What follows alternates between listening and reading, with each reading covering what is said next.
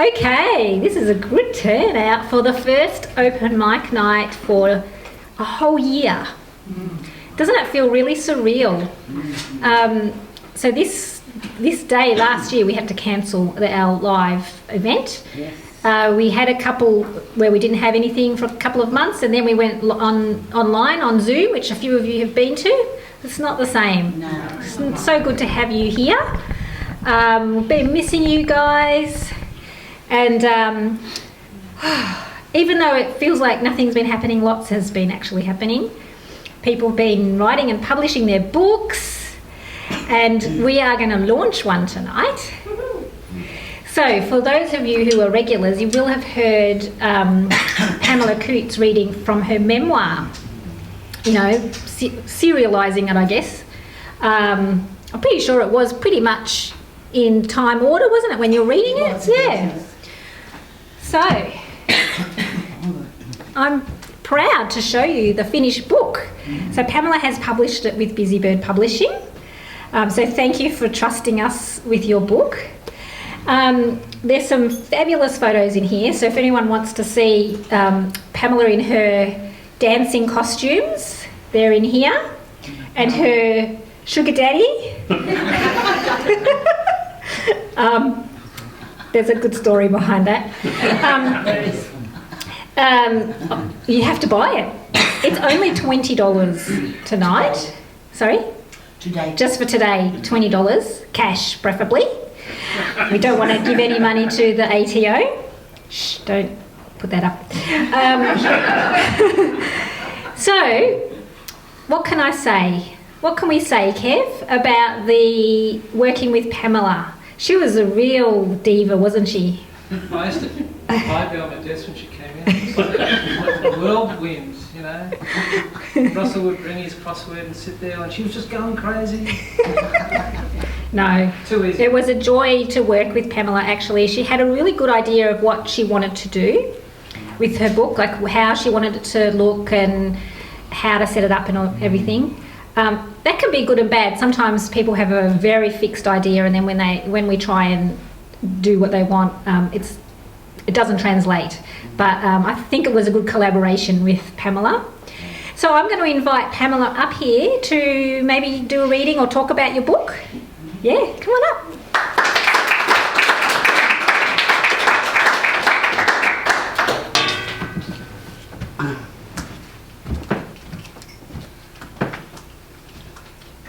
Hello, everybody. Hello. It's good to be here. I can't believe I'm doing it, When I started 5 years ago, I never thought I'd finish it. It was a long, long journey. But I had quite a few people to help me, and especially Mike Knight, being able to read it out, seeing the reactions of people, and also the Watsonia Library, who gave me lots of feedback and help. And through that, I finally finished it. And also to Leslie Gamanis, who gave me lots of little tips. And I can remember halfway through the book, he said, "Only 40,000 words? You need 80,000. And I nearly died on the spot. But I did it. So anyway, there's 288 pages. So I don't know whether you want me to read the beginning or the end of the book, or in the middle. Which do you prefer? Just edited highlight. I don't know where the sugar daddy is.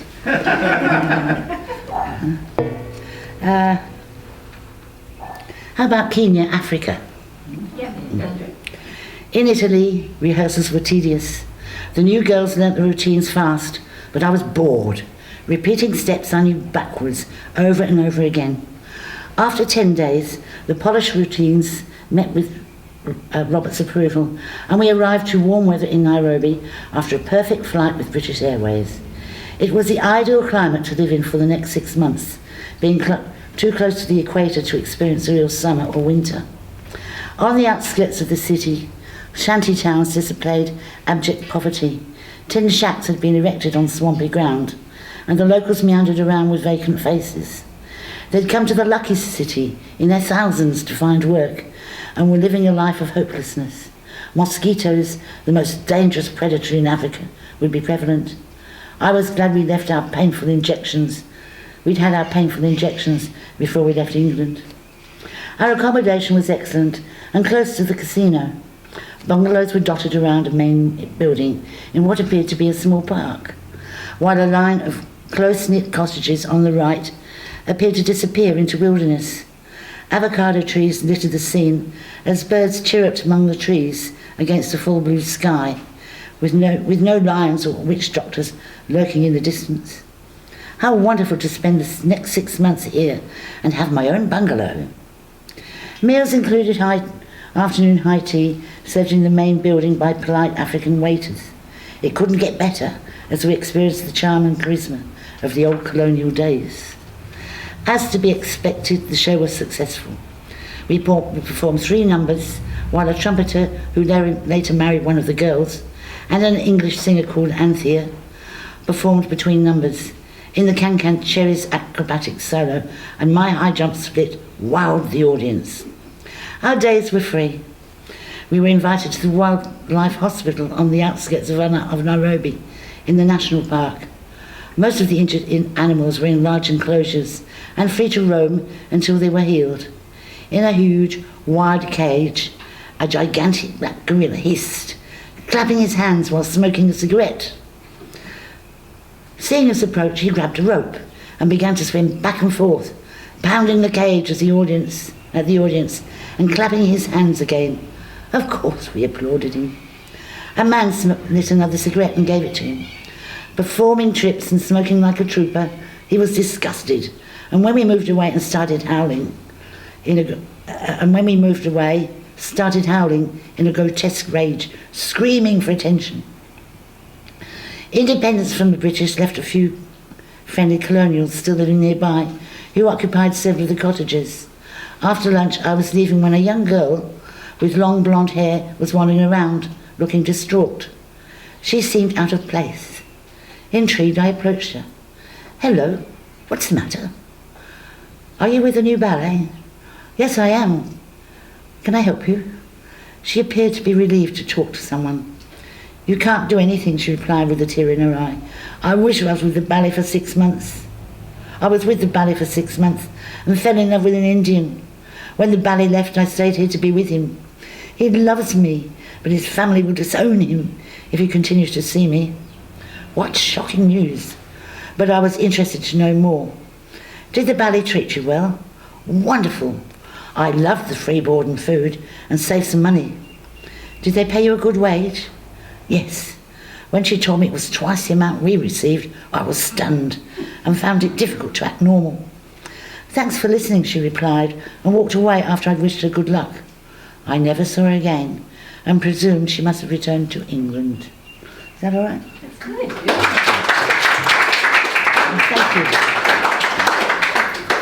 Thanks, Pamela. So this is actually, the book has been out for a little while, but obviously with COVID, it couldn't be launched properly. So this is sort of the official launch, because it's very hard to actually organise a proper launch at the moment because of numbers and what have you. I just wanted to show you, I don't know if you can see this picture on the back of Pamela. So this is, so it's called International Dancer Behind the Curtain, if you haven't been here when Pamela has read. So it's a really good read because Pamela really travelled the world with her dancing troupes and what have you. So, I think it's a good read anyway. So well done, Pamela, on getting it done. It is, I think, when people embark on writing memoir, they don't realise how big a job it is, because it's not just the writing of the first draft either. It's then, you know, more and more drafts, and then working with an editor and all of that kind of stuff. So well done. So Pamela has donated 1 copy to be the door prize tonight, but obviously afterwards she'll be up at the back table to sign copies if you'd like to buy one and have it signed. Okay, thank you. And there's champagne and cake. Oh yeah, there's champagne and cake. Yes, that's going to be afterwards. Another door prize is just this little notebook, just blank. It says, "All you need is words." Kev says that. I didn't think of it.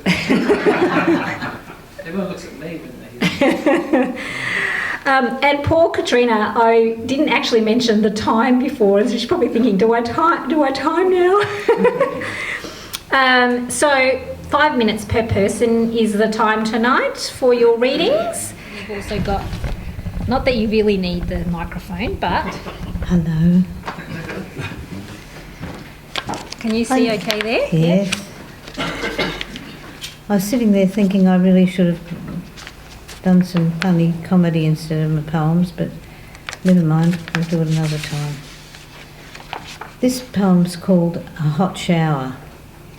Ah, a hot shower, what bliss! Nothing can beat the comfort of this. Aches and pains just melt away. Feels so good I could stay all day. But he who pays the bills and stuff just retired and is getting tough about my hour and a half in the shower. I rotate slowly to warm each part of me from nose to toes. The hot water travels. Gradually each shivering muscle unravels. So I stand, hot water flowing over me. It's so relaxing and so good for me, but I can't remain for all of the day. The bill payer's hair would turn quite grey. Eventually I wobble out all shiny and red, out the door surrounded by steam with a very hot head. I look like a tomato, so round and red, and I'm so relaxed and sleepy, I think I'll return to my bed.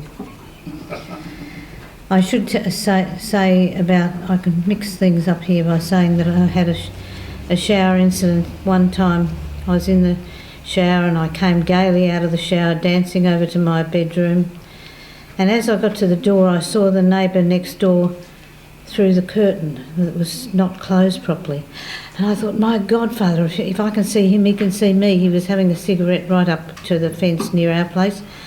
So I thought, I've got to get that closed. And I rushed across the room, rushed over and pulled the cord the wrong way. So I'm standing there and he's standing there and he looks at me and he's smoking and he goes... and crept off. So, and this poem's called, a short one called Drifting. The rope that tied the boat to the jetty slithered snake-like across the sun-bleached boards into the water and was gone. Disappeared in the muddy-coloured stream. Now free, the boat took the hand of the current and together they rounded the bend and vanished. My friend, are we too drifting, soon to disappear? Has age called and offered his hand for a swift and easy retreat?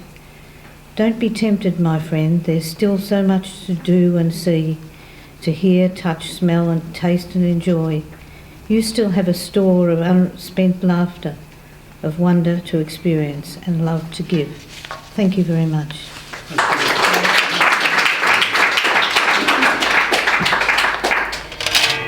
I want to ask you all, what was the best thing about being locked down? Nothing. Being close to the fridge. For some people that was good, maybe not everybody. 2-minute commute to work from the Yes. study. Yes. We were locked down with our 2 sons and our daughter-in-law. Our son got married on Facebook because we couldn't go. But the best thing was that we were stuck together for how many days were we locked down? 120 days or whatever it was. But it was so nice because, you know, our son's now moved out. He's bought a house with his wife. So it's just the 3 of us now. But it felt like that last time where we could still be, you know, a little family unit, and now they're gone and we probably will only see him every month or something. So that was actually really nice. I like that. So, here's Richard.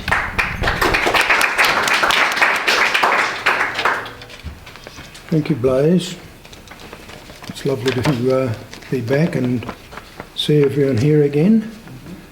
I've only written a couple of pieces lately. One of them's far too long and the other one's far too short. So I'll do 3 poems just to fill up the 5 minutes that Blaze has allotted me. 2 of them are from pre-COVID and one is post-COVID. And the first one is a little bit frivolous, but anyway. It's called Darling. If she says, I answer to darling, that sure has to be a good sign, especially if I can't remember her name and she can't remember mine. It happens when least you expect it, when the first word you think of is, wow, and you know that you want to pursue her, but the obvious question is, how? Then your eyes lock for one fleeting moment, just a moment but frozen in time, and you feel the world changing around you. Then you glance back and look for a sign, and you realise she's looking straight at you, on her mouth just the hint of a smile. So you think that it's now or it's never, with your heart beating fast all the while. As you take your first brave steps towards her, she comes to meet you halfway, and the world melts to mist all around you. All your life you'll remember this day.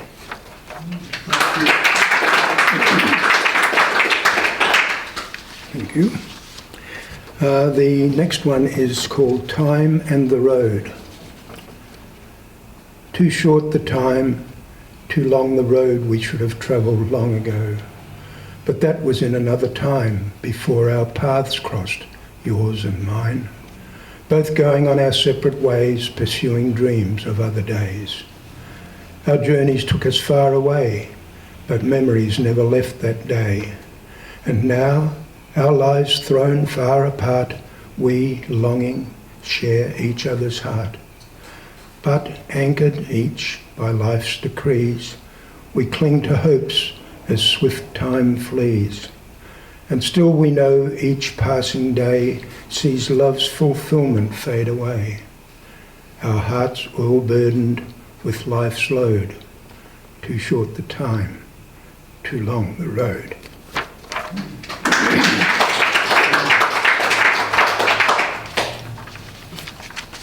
And the other one is the new one. Pardon me. It's called Cartography. Have you ever made a road map of your life as it would be the second time around, knowing as you did which forks to take, which to avoid? Would it be different to the one you've trod, the one to which you're now committed, the result of one wrong turn you made so many years ago when life was young? You know you had your chance. You can't believe you let it go. It seems so clear now in the cold grey light as eventide draws near. What would you change if you could live your life a second time? And with what consequence? Where would you be? What would surround you? What would you miss of what you've created? Which memories? Which shining moments in your tapestry of life? What makes you think you'd get it right the second time around, if you had the chance to go back to the start, with none of what you have, or what you've done, or who you've done it with? No memory at all. Would you give it up, the whole of it, and start again?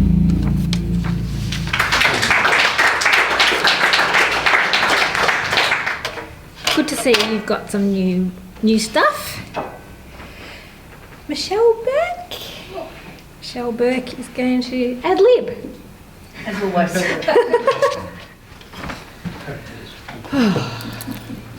Wow, what a year. And you asked about what were your favourite part of being in you-know-what. Because I live in a free you-know-what world. Mine was being creative. Other than caring for my terminally ill mother, who passed away in May, I had to do it all over again. If you know my story about looking after my husband, then I did the same with Mum.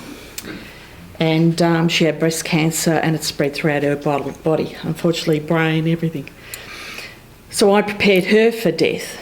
And during that time, I was able to write a screenplay, which was on the journey of travelling with Cardboard Paul in 2019, where I ended up in Ireland, in Dublin, on live TV.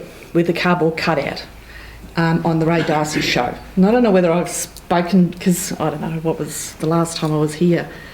So that was an adventure. So I wrote a screenplay about that and then ending up. So I'm looking at getting someone to read it and maybe looking at where it can go. And also a part of last year is I wrote Death, Dying Beyond, which I started probably earlier on in the year, and by October it was edited and printed. So I had a very productive year last year. But this book was what I wanted to write after losing Paul. So the Conversations with Paul book, this was going to be the companion. So this goes through the process of death and what happens, dying, which is the practical part of being prepared, which is my passion, and making sure that we celebrate our lives and we have a say in it. Because on my journey over the last probably 4 or 5 years, when I spoke to people and having conversations about losing Paul and how we prepared and how he had a say in what he wanted for his funeral and his celebration, people said, I didn't know what Mum wanted, I didn't know what Dad wanted, I didn't know what this and that. And it's my passion, and I believe strongly that we need to have a say in how we want to go out. And it is our last celebration, and what we tend to do is we prepare for births, weddings, marriages and everything else, but when it comes to our last hurrah, we don't necessarily talk about it, because death, people don't want to talk about it. So that's sort of the dying part, preparing. And then the beyond part is about what happens after we leave here as a little soul in a body. And I was fortunate enough where I still have conversations with Paul, and he was my ghostwriter in some of this part of this, so he's had a good say in it. And it was interesting, while I was writing some parts about when he was, the day he died, I was saying goodbye to my sister who was going home, because she was with me for a couple of days, and that morning he was still breathing, and I said goodbye to her, and I walked outside to say goodbye to her, and I felt so happy, free and excited, and I'm thinking, I don't know why I'm feeling this. Why am I feeling this? And I'm losing my husband later that afternoon. And when I was writing that part in the book, Paul came through and said, it's because I was going in and out of my body and seeing what it was like and seeing what was happening. So he's been able to give me some information from beyond, whether you believe or not. Doesn't matter, but I believe. So I'm launching this on April the 17th, crossing fingers that we're still, free. And that's in Ivanhoe. So if you're interested in coming along and tagging along and having, going to this. And also, I'm writing my 4th book. I think it's the 4th year, 4.5, which came, I don't know, when inspiration comes, it just comes. And what happened was, one night I'm going to bed, and it's 11 or 12 o'clock at night, and you're just dead tired, and I just put my head on the pillow, and all of a sudden I got a download, and the first paragraph of the new book, which is on death, dying again. But it's fictional. It's about a couple. And I'm so enjoying this, because my other books are real life, but this one is a bit more fun because you can be more creative.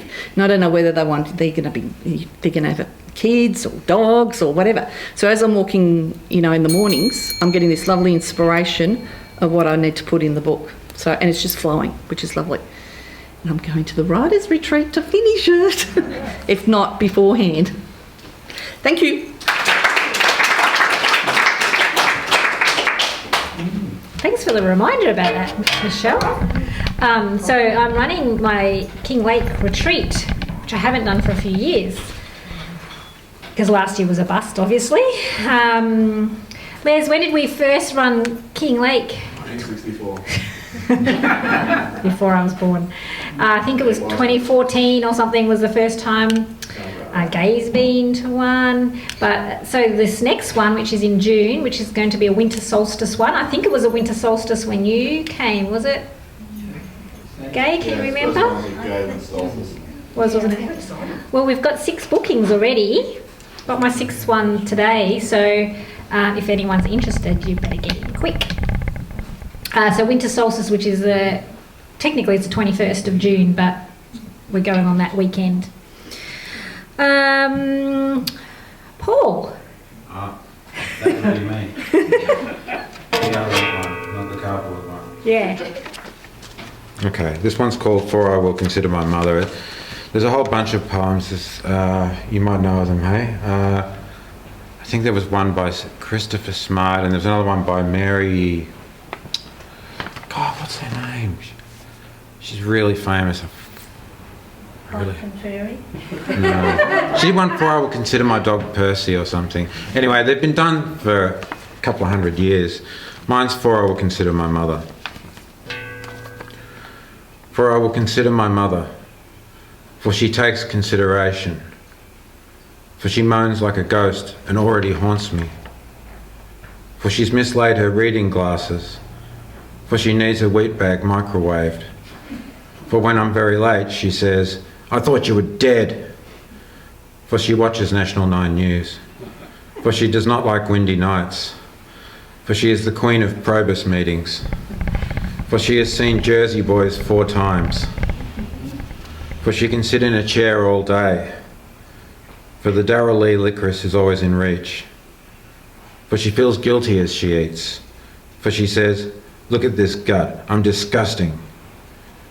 For her toddler's walk is hard to watch. For she teeters on the brink.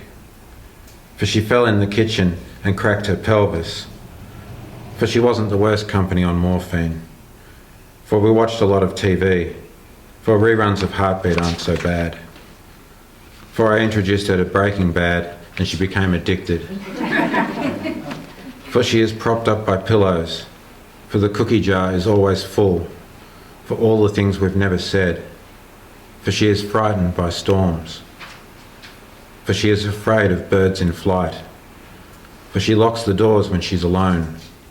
For she pushed me onto the dance floor at my brother-in-law's 50th. For she wants me to get married. For she asks me to have a shave. For she nags Dad for new carpet. For she is particular about tea. Weak, 1 flat sugar, a dash of cold. For the pill organiser needs organising. For the secret cachet of Tim Tams. For the languor and the dread. For she says, be careful when I'm leaving. For she describes every ache and pain.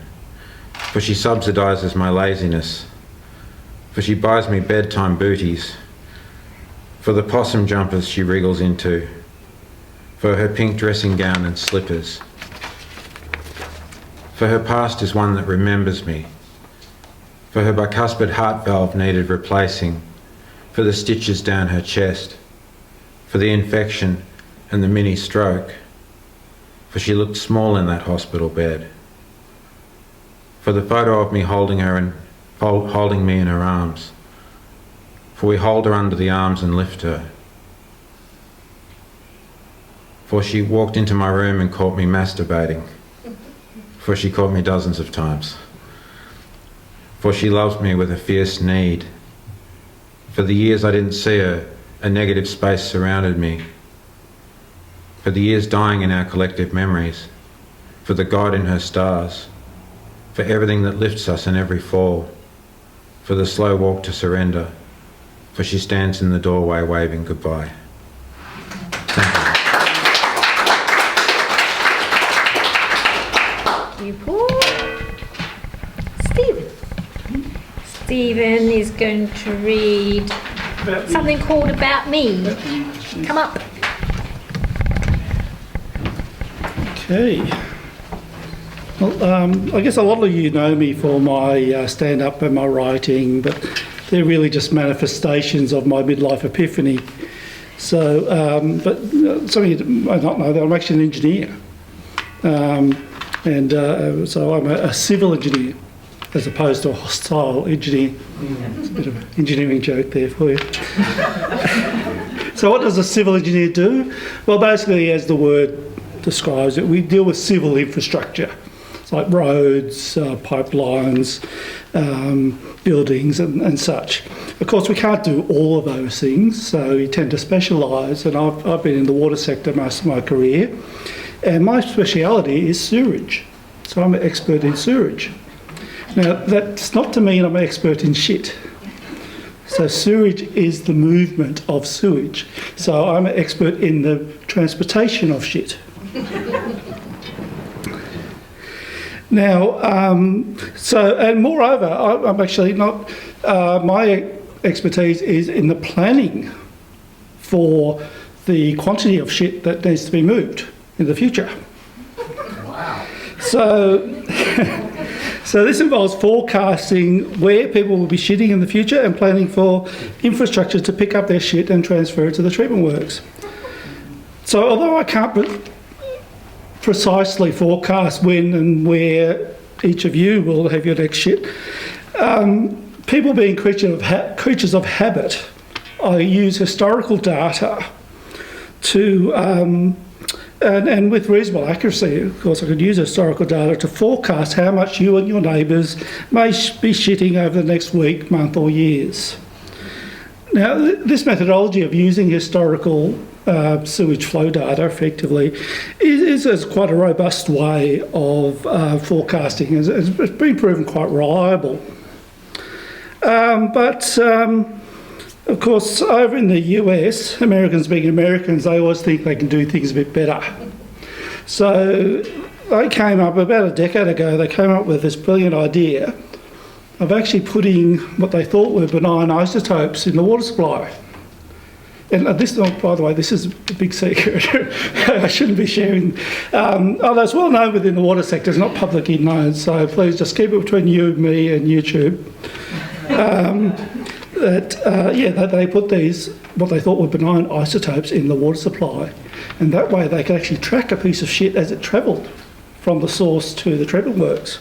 And I thought this was a great way of trying to do their future, their measuring and forecasting. Of course, and so widely used in the US and even actually trialled in Queensland for a while. But the use was discontinued about 5 years ago because they discovered some adverse effects. So what happened is that these isotopes would lodge themselves into the intestines of certain people. And the certain people that affect were people who were a bit anal retentive, or sort of people who don't give a shit or won't give a shit. And and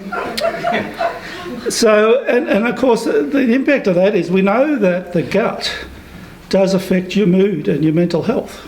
And that's quite, because a lot of medical professionals actually refer to the gut as the second brain. So the problem is these isotopes, when they lodge themselves in affected people, the isotopes cause the gut to dominate their mental behaviour. So in Queensland, it's believed that the use of this isotope contributed. Of course, the thing is that when it is, of course, it's also, so essentially people who are affected by this have shit for brains. So in Queensland, it's believed that this isotope contributed to the rise of the Morgan Hanson's One Nation Party. But in the US, it's primarily it's the main reason why Donald Trump got to be president. So there you go. Thank you very much.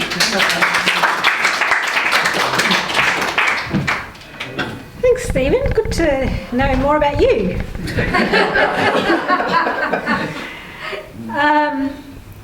Betty, hiding up the back there. Dom, I'm going to save you for last because I think we need a good sing-along at the end. Is that okay? Hello, everyone. Stephen will see a little bit of something in here. No shit.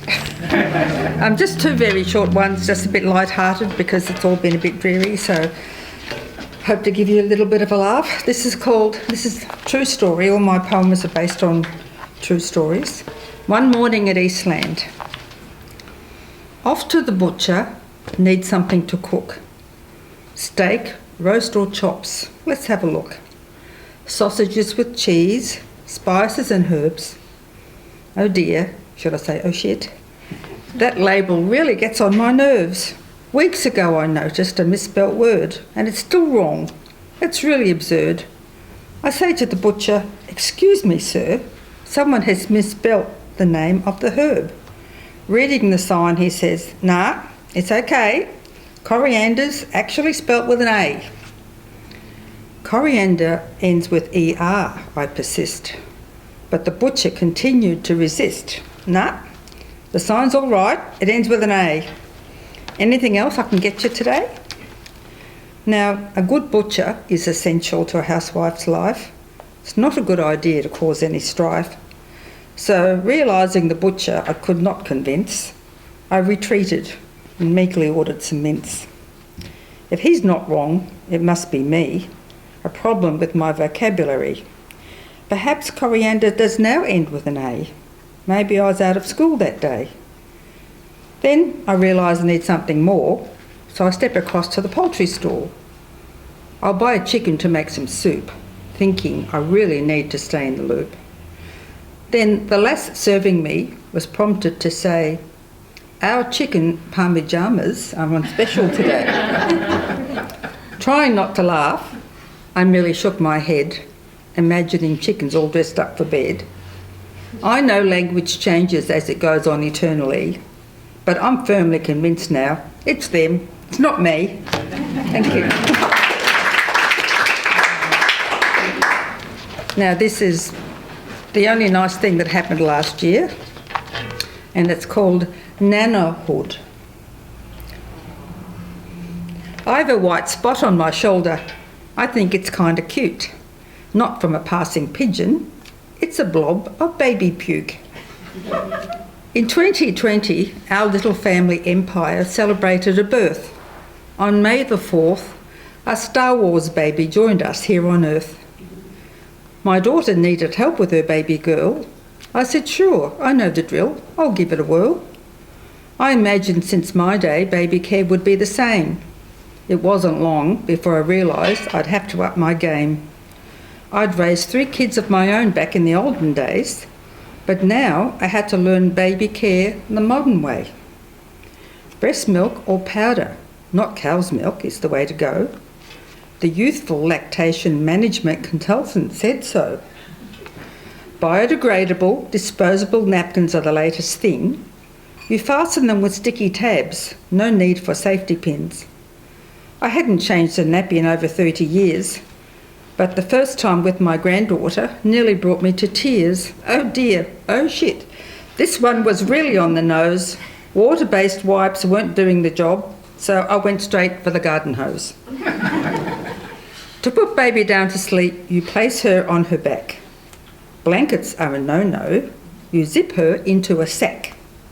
There's a video audio monitor in case she makes a peep. You can stay several rooms away and watch the baby sleep. There's a special nappy changing mat and drawers full of things, like organic creams, gels and special wipes for soft baby skin. You don't use your elbow to test the bathwater each night.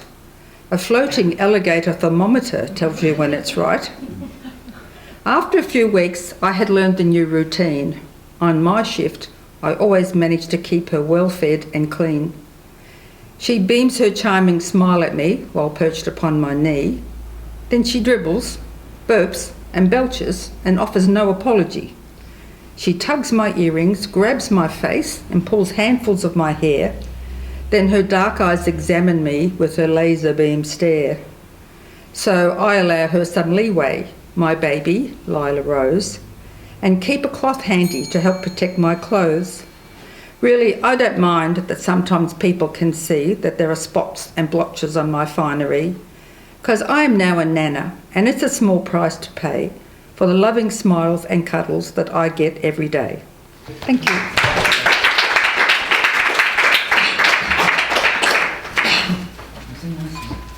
Thank you. Just a bit smitten, I think. Sandra, do you still want to come up? Oh God, after all that. I'm going to do something really, really short. It's sort of been my daughter to write after all the lockdown and stuff. So we just had a little play. And I just said, I'll write a sentence and you write a sentence. So she's writing and I'm writing, trying to encourage her. And yeah, she wanted it to end. So when I read it, you'll see where she kept wanting it to the end. And I'll just read as it is. So, it doesn't have a name. Once upon a time, there was a little frog with glasses who couldn't find his home. But then he found his home. Well, he thought it was his home until a fox jumped out and said, "Yum, frog for dinner." The frog said, "You need glasses. I'm your grandma. How dare you say you will have me for dinner? You will have to go and sleep outside for being so rude." "No, I will not go and sleep outside." The end. Well, not really the end. So the frog did a big fart and the fox said, "Disgusting, I'm out of here." The frog left safely and found his home. The end. The farting stuff, don't they? Oh, that segues pretty well into Holly's piece, which is from a children's book. Not saying that yours is about farting, but it's a children's story. Come on up.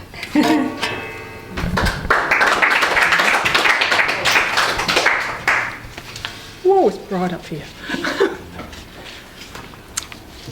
So a quick preamble. Tom is a young 8-9-year-old boy who's found a small baby dragon and is discovering how difficult they are to keep at home. And his dad, Chris, has just picked him up from school and got home. Tom and Chris both ran as fast as they could towards the shed. Angie hesitated for a moment, then followed. She didn't want to miss out on anything that could be new and exciting. The small window on the side of the shed had broken, leaving shards of glass in the frame pointing to the centre. The glass was blackened as if covered in soot or coal dust, and through the gap they could see thin swirls of smoke and streaks of blue light, like tiny sparks of blue lightning. The smell of scorched, sooty smoke drifted out towards them. Bang! The shed rocked, as if something inside had hit the wall hard. "Yay! That was Shingle!" cried Tom. "He's in there, we have to help him." Suddenly the shrieking stopped. The blue streaks of light stopped. The banging stopped. And Shingle's head, Shingle's dragon, Shingle's head quietly appeared in the space between the broken shards of glass. "Shingle!" Tom cried. Inside the broken window, Shingle's black eyes shone more brightly. His wings were beating steadily, keeping him level with the window. "Gently now, Tom," said Chris. "We don't know what the problem is." "Shingle might be hurt. We have to let him out," said Tom. He walked calmly towards the door, hand outstretched to open it. Inside, they could hear Shingle fly quickly to the door. Tom reached out, then recoiled suddenly as his hand touched the door handle.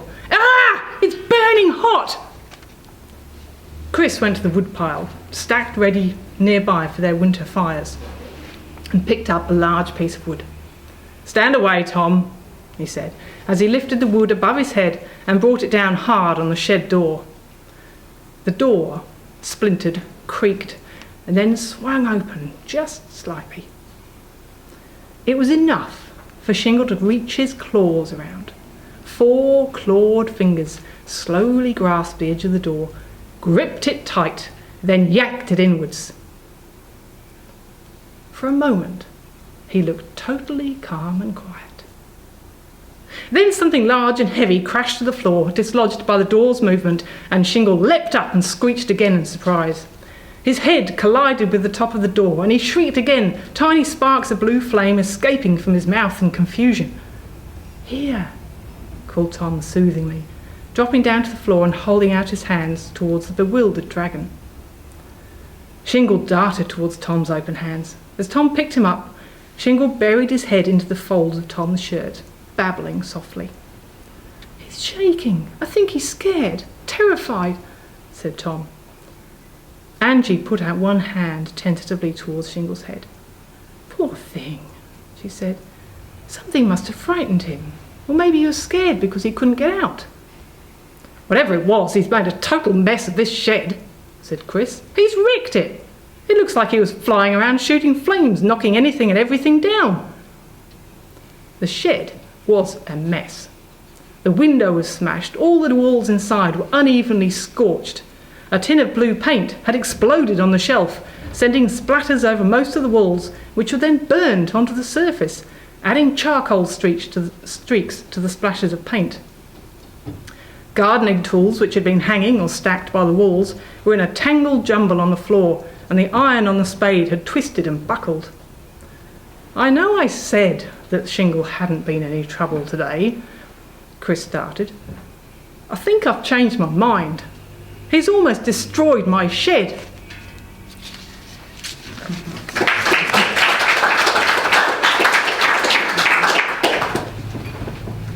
Thank you, Holly. So, Dom, you're up next. Are people feeling a bit hot? We can put the aircon on. So, Dom is our last reader, has anyone decided they would like to... No, she doesn't. Yeah. Would you like... I was on the list. Were you? Yes, I'm terribly sorry. It's never happened before. Do you want to read? Yes, Yeah. Sorry, Dom. It's better, it's fantastic. We've gone from shit to food to baby shit. It's just been amazing. And I was always of the impression that a civil engineer was a polite engineer. We're up to open mic night 77, I think. Yes. And we have heard a lot of shit in that time. So we're keeping up the average. This is called The Passageway. I was going to change it to The Alleyway, but I thought it was apt. We all calm? Happy? Yeah. The night sky was closing in as I entered the narrow passageway at the top end of Burke Street. I had noticed this shortcut days before on my way home from work. It appeared no more than a few centimetres wider than shoulder width. Rough-sided bricks, cobblestones underfoot. The day had been oppressively hot, and I just wanted to get home. The sun had baked the surrounding buildings, and the alleyway was, to my surprise, oven-like. 40 to 50 metres in, it was pitch black. Perspiration streaming down my spine, my shirt wringing wet. I wrenched at my collar to loosen the already wet silk tie. I attempted to hurry, but my shoulder struck something solid, and pain seared across my back. My legs faltered as I stumbled forward. This is hell. Why have I done this? The heat was intense. I tried to stretch my arms out to turn, but I couldn't move. My arms were confined. I couldn't move my legs as required. My mind was reeling. Is this what they call a panic attack? Oh Lord, still my mind. Still my mind. Pitch black, hot, confined, unable to move. Dead quiet. Then the sound. A slight shuffle, then not. Again I heard it, coming from in front of me. No, I think behind. Again, there it is, again. This time more pronounced. A definite shuffling sound. He was much closer. Suddenly I was awake, lying in a pool of perspiration. Bedclothes tangled around me in utter disarray, the electric blanket on 9.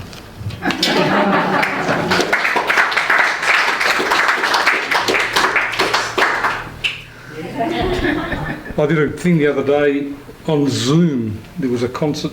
So strange. It's like really odd. Never get used to that.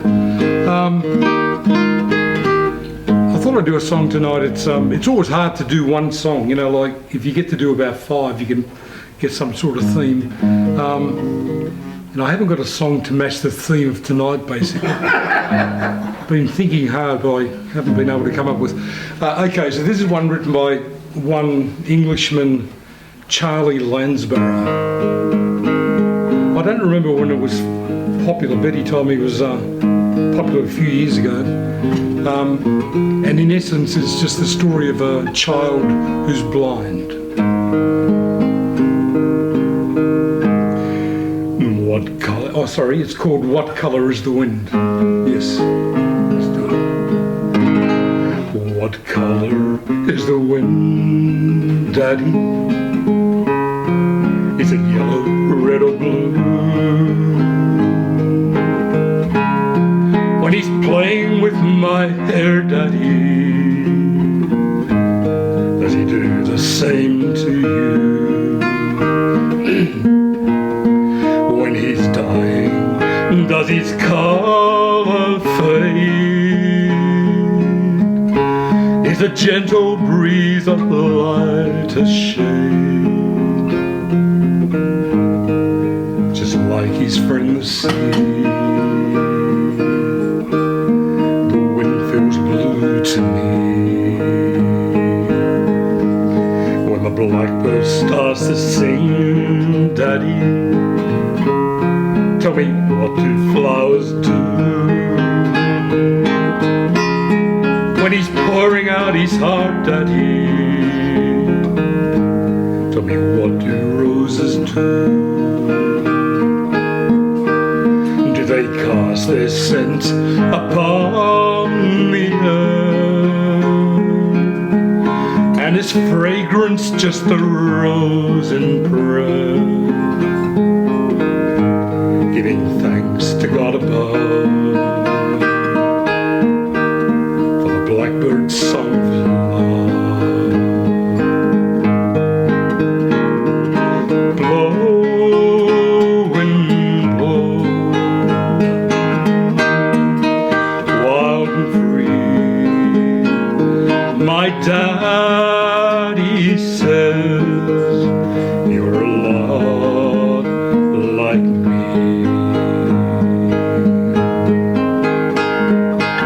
I know each color, its shape and size.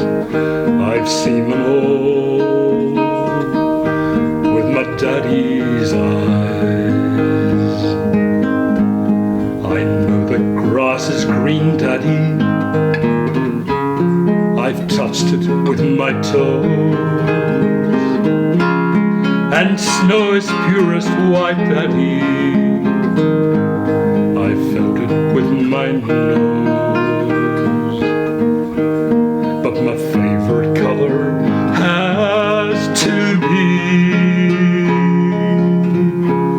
the color of your love for me. Daddy, I've been told love is always cold. Blow, wind, blow, wild and free. My daddy says you're a lot like me.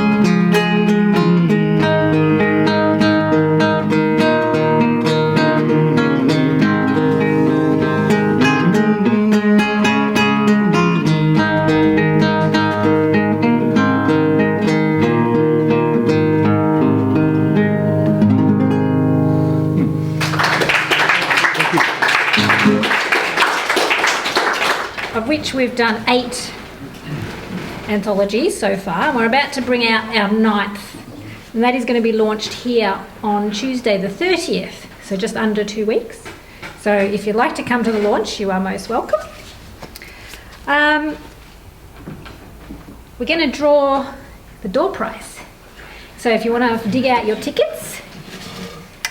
Have I forgotten to mention anything, Kev? Feel very out of practice of all of this stuff. So we've got 2 door prizes. And one is, I'm sure that Pamela will sign it if you ask her nicely. She's a diva though, don't forget. So this is for the All You Need Is Words notebook. Orange F87. Yes, you go.